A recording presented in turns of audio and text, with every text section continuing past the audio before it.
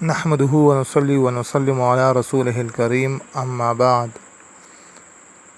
ناظرین کرام، جانور کی وہ چیزیں جن کا استعمال کرنا حرام ہے وہ 7 اشیاء ہے۔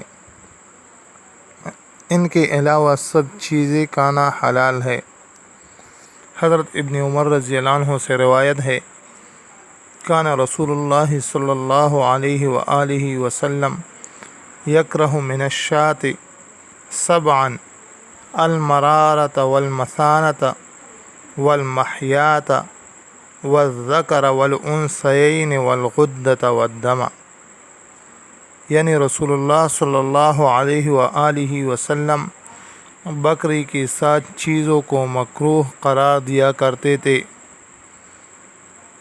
پتا، مثانہ، مادہ کی پیشاب گاہ اور نر کی پیشاب گاہ، خصیتین یعنی کپورے، غدود اور دم مسفوح۔